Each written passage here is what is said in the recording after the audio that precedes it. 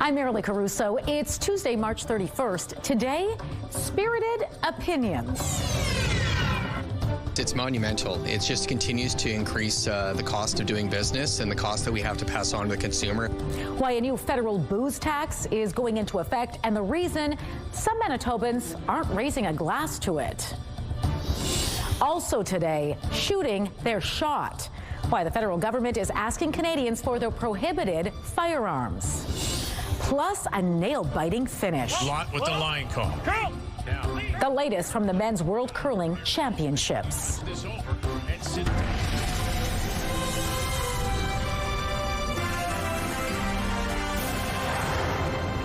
Good afternoon. Thanks for joining us. If you've been thinking about buying yourself a bottle of wine or maybe even a case of beer, you might want to do it now. Prices are going up tomorrow. Joining me now to explain is CTV's John Hendricks. So, John, why is this happening? Marilee, it's all part of an annual escalator tax that was introduced in 2017 by the federal government, and it's tied to inflation. Now, the taxes are supposed to automatically rise annually on April 1st and does not require parliamentary approval. The Liberal government has capped the hikes at 2% since 2023, and this year was supposed to be the final year for the cap. But with inflation affecting Canadians in all facets of life, including at the pump and in grocery stores, some Manitobans are wondering if it's the wrong time to raise taxes. It's monumental. It just continues to increase the cost of doing business and the cost that we have to pass on to the consumer, especially from a beverage standpoint of view. But also continues to drive away consumers from consuming alcohol just due to the cost alone. It's staying with trends that we see across Canada as cold coffee being the largest consumed beverage of younger Canadians and Manitobans. So unfortunately, it continues to kind of put pressure on an industry that's pretty significantly pressured for inflation and viability for the future.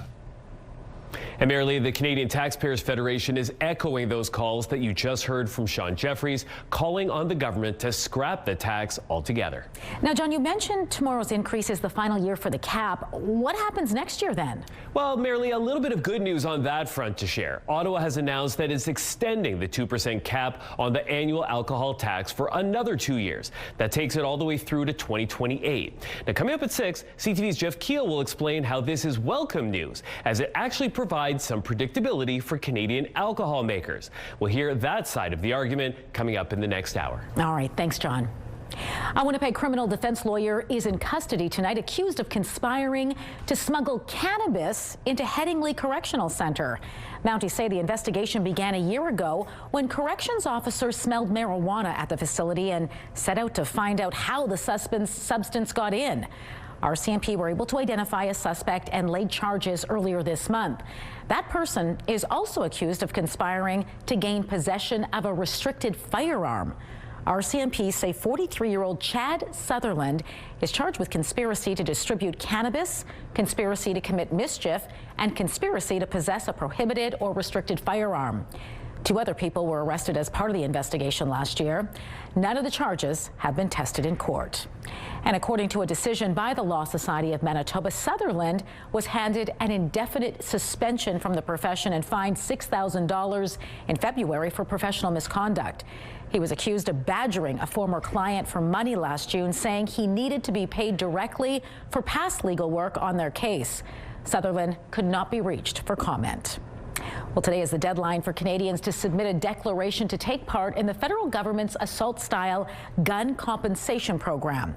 That program is open to all gun owners in Canada who have firearms which were prohibited in May of 2020, December of 2024, or March of 2025. Now, the weapons must have been acquired before the date they were prohibited. The government is advising people while taking part in the buyback program is voluntary, compliance with the law is not. Owners are being told all assault-style guns must be disposed of or permanently deactivated before the amnesty period ends on October 30th. A warning now, the details in this next story may be upsetting to some. Men in Manitoba experienced disproportionately high levels of physical and sexual assault last year when compared to the rest of the country. This is according to a new survey from Statistics Canada, which also found women in our province reported being sexually assaulted more often than the rest of Canada, but had a lower rate of physical assault. Breaking down the numbers even further, we can tell you 6.9% of Manitoba men said they were physically assaulted in 2025. That's nearly 2 points ahead of the national average. Nearly 2 in every 100 said they were sexually assaulted, almost double the national average. Women in Manitoba were slightly less likely to report being physically assaulted, but they also reported being sexually assaulted at a higher rate, 3.8% compared to the national average of 3.2%. The authors of the report say nearly 15 million people in Canada over the age of 15, which is 44% of the population, have been physically or sexually assaulted in their lifetime. Indigenous women, women with disabilities, as well as lesbian, gay, or bisexual individuals were all at a higher risk of violence. It was a nail-biter finish for Matt Dunstone this morning over at the Men's World Curling Championships. Lot with the line call. Curl! Now, Please! curl now. Get it over. Here we go. Can you touch this over and sit down for 4? And yes, you can. Sit down. Yeah, look at that. The Winnipeg-based rink won its 3rd straight game with an 8-4 win over China. Those two teams were tied heading into the 8th end, but as you just saw there, Dunstone managed to score 4 points with his final rock to get that win. Team Canada improved to 5-2, landing itself in a tie with Scotland for 3rd place. Dunstone's team is back in action tonight for a showdown with the 7-0 team from Sweden. All right, let's bring in Colleen Brady now and get a first look at your Skywatch evening forecast. Another day to enjoy some spring snow, Colleen. Oh, yes, why not? Especially on the very last day of March. Why not send out the month with some unseasonably cool weather and a little bit of snow, courtesy of a Colorado low that passed through. Well, the snow finally came to an end in Winnipeg and really across much of Manitoba. In fact, some sunshine today out Brandon Way. Still cloudy here in Winnipeg, but where did that snow go? Well, it went east. Some of it's still falling around Dryden, but you can see it's falling much more heavily out around Thunder Bay. And there might be more snow coming. I will explain why, and I want to use the word might, or I want to emphasize it, because there is a system generally heading our way. It's just, will it come as far north as Manitoba? I'll show you that coming up. But for now, let's take a look through the CTV Live Eyes, brought to you by Bath Fitter, exclusive home of the PermaFit solution. In Winnipeg right now, after the snow, it's cloudy and -2 degrees. With the wind chill, it feels like -8, courtesy of those northwest winds at 23 kilometers an hour. The pressure is rising and the humidity is at 77%. Out in traffic, a live look at Main Street at Broadway. Busy there. Bad spot right now, Archibald at Marion. The latest information I have is that a traffic signal has been hit and knocked down. There is a repair crew on scene working to repair the signals, and police are also on scene directing traffic. Just to see them all dressed up like that, it was special.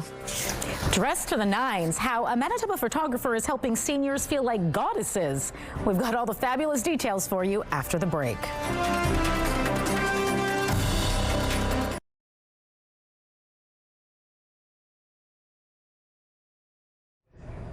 Statistics Canada released GDP numbers for January. Real gross domestic product was up 0.1%. BNN Bloomberg's Marilla Fernandez has more.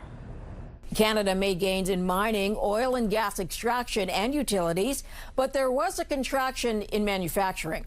Specifically, motor vehicles and parts manufacturing dropped over 10%. That's the largest contraction since September 2021. Statistics Canada says holiday shutdowns at Ontario assembly plants lasted into January. Now, the good news is construction expanded by over 1% in January, and the retail sector was also positive. Here are the closing numbers for the day. The Canadian dollar is up a fraction to 71.87. West Texas Intermediate is down $1.50 to 101.38. Western Canadian Select up over $2 to 83.39. And the TSX shot up 833 points, ending the day at 32,768. Those are your business headlines. I'm Marilla Fernandez. A teacher in the Frontier School Division has been stripped of his certificates after admitting to giving a student cannabis last year. The details were published in a resolution agreement on the province's teaching registry. It says David Duke admitted to messaging an underage high school student sometime around late September and arranging a meeting with them where he provided cannabis, vape pen, and alcohol. An investigation was launched a few months later, which resulted in Duke admitting to the facts of the case and agreeing it constituted professional misconduct. Duke received his teaching certificate in 1995 and was on a leave of absence at the time. Canada Post is moving ahead with a restructuring plan that will essentially end all home delivery. The plan, mandated by the federal government, will slash the number of post offices and bring in community mailboxes. The recommendations were outlined last year by the federal government as a way to stabilize the corporation's finances. Canada Post now says it's moving ahead and will begin consultations with unions. The Canadian Union of Postal Workers national president calls this another attempt to derail the negotiation process. She goes on to say right now the focus is on ratification votes on the new contract, which begin April 20th. Canada Post has not announced any numbers on possible layoffs or post office closures. If you have any HelloFresh meal kits, you're going to want to check them carefully. Cheese ingredients in some of the kits have been recalled because of possible listeria contamination. The recall covers HelloFresh meal kits with shredded Parmesan cheese, cheese curds, feta cheese, goat cheese, and mozzarella. The Canadian Food Inspection Agency says food contaminated with listeria may not look or smell spoiled, but can still make you sick. Symptoms include vomiting, persistent fever, muscle aches, headache, and neck stiffness. If in severe cases of illness, people can die.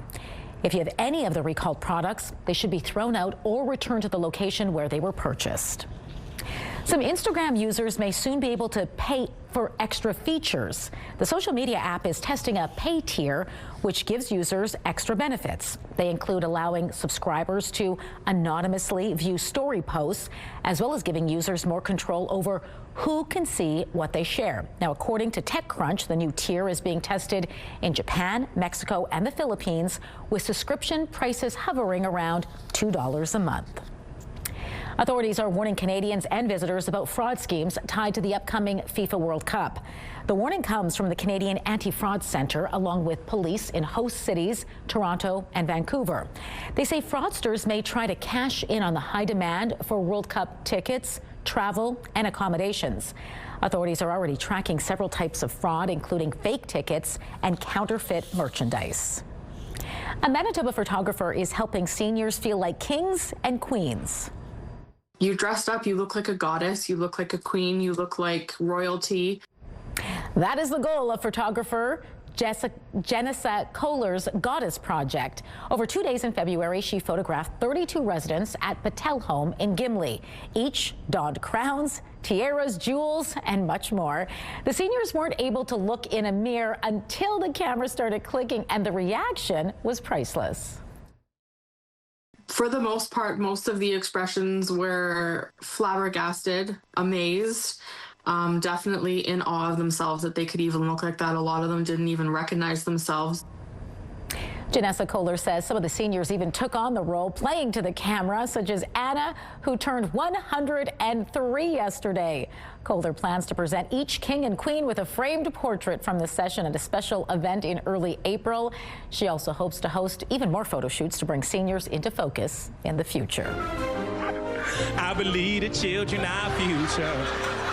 Thank you, teach them wetland. Let them lead the way. Show them all to be the day pulls us aside. Making an impression, why an SNL alum has Winnipeg on his radar. We've got all those details coming up next.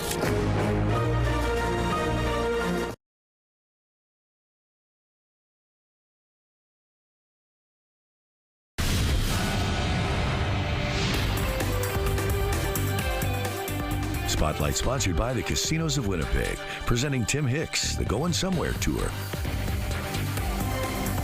Colleen Brady is back now for Spotlight, and get ready to laugh. That's right. Jay Farrow is bringing his concert series to Winnipeg. When I was a kid, I wanted to be two people, Eddie Murphy and Will Smith. Now, Eddie Murphy. You know what I'm saying? The SNL alum will be performing at Rumors Comedy Club this summer. He's known for his spot-on impressions of celebrities like Denzel Washington and Barack Obama. Farrow has also starred in Netflix Resort to Love and ABC's Million Little Pieces. You have 3 chances to see the comedian. He will be performing at Rumors July 23rd through the 25th. Tickets are on sale now on the venue's website. Well, grab your popcorn because the Winnipeg International Jewish Film Festival is returning for its 25th year. That's right, and it will feature films like Fantasy Life. Now, it's a story about an anxious law school dropout who ends up babysitting his psychiatrist granddaughters and falling for their mother. Do you babysit? Your mom found a guy to help me with the girls. Oh, no, that's a terrible idea. Would that be right for a patient? You're functional. It's very complicated, but hey, Andrea Martin's terrific. Okay, the film will be shown on opening night, which is May 6th. It's one of 24 films being shown during the 2-week festival, which includes documentaries, rom-coms, features, and so much more. Most of the showings take place at the Barney Theatre over at the Asper Jewish Community Campus. You can find all the details and tickets by visiting radyjcc.com. Well, after years of health struggles, Celine Dion celebrated her 58th birthday yesterday. And she got to do it all on stage, calling it the best gift of her life. I'm getting the chance to see you, to perform for you once again in Paris. The star says she is, quote, doing great after the diagnosis of an incurable autoimmune disorder in 2022, which forced her off the stage. But she's made a return in the way only a diva could, with drama. The Eiffel Tower was lit up Monday to mark the countdown to her comeback concert series in Paris. Her run of 10 shows begins September 12th. Very exciting. Yeah. All right, thanks, Colleen. You're welcome. Coming up tonight on your primetime lineup, Will Trent kicks things off at 7, Catch High Potential at 8. RJ Decker comes up next at 9, and Best Medicine wraps things up at 10. It's all right here tonight on CTV. CTV Primetime Lineup brought to you by the Parkway Retirement Community. Welcome home. A live look at the St. James Bridge, busy in both north and southbound directions, but moving well. No update yet over at Archibald and Marion. Last word was that a traffic signal was hit and knocked down. There's a repair crew out there, as well as police on scene directing traffic. Right now, the snow is stopped and it's -2 degrees.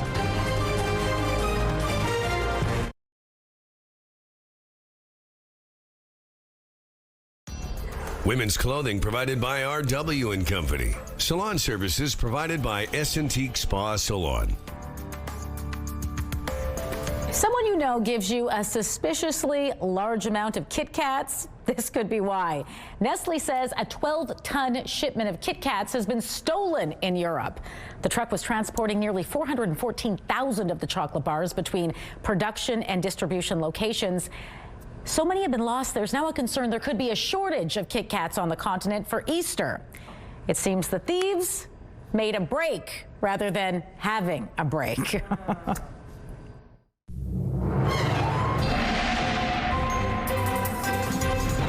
CTV Skywatch weather brought to you by South Beach Casino and Resort. Visit southbeachcasino.ca. Well, I think we can head to the airport merrily, and maybe we can be in Europe by tomorrow or tomorrow night at the latest and get some of those Kit Kats. Well, we had some snow, as you know, if you were in southern Manitoba over the last day or two. But once the snow ended early this morning out in Brandon, sunshine for most of the day, a little bit of cloud picking up there. Out in Winnipeg here, well, we had the snow continue into early afternoon. Still cloudy. We didn't get much in the way of any sunshine per se, a little bit, but not too much. East into northwestern Ontario, still a little bit of light snow picking up on the radar around Dryden and Sioux Lookout, but heavier snow falling even further off to the east right around Thunder Bay. So that Colorado low is moving on out, but there is another weather system. This could be quite the weather maker that will be moving in our general direction later this week. But is it going to come into Winnipeg and southern Manitoba? A little unclear. I'll show you why in just a moment. Kenora, it is -3 degrees. Back into Manitoba, we go -2 in Winnipeg, Steinbach, Pinawa, Gimli, Portage. Down over in Brandon, -3 degrees. Dauphin, -4 rather, -3 in Dauphin, -3 also in Thompson. Now, most of the province, really very similar temperatures. It's only right around Churchill and a little bit through the Tuduli Lake area where temperatures were noticeably colder, so pretty consistent consistent temperatures. As we head into this early part of the evening, the sky is going to clear right out. So as that low departs the region, high pressure is building back in. So with the sky starting to clear out, winds easing up, and all that fresh precipitation on the ground, we have all the fixins for fog to develop overnight across southern Manitoba. So if we see that happen, that could reduce visibility for the early morning commute on Wednesday. Just keep that in mind.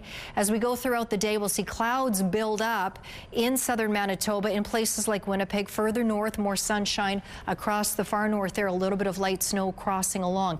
Now, once we get into Thursday, that's when this weather system is going to start to develop out more so over the U.S. Now, as the model runs here, you can see as we get into Thursday afternoon, snow starts to head north. But will it reach Manitoba? At this point, it's not quite clear. -14 tonight, and speaking of not quite clear, if we see that fog develop, that'll be what's happening out there. Otherwise, partly cloudy skies, winds out of the north at 20 gusting to 40 until about mid-evening. Then those winds ease up considerably, one of the ingredients we need for that fog to form.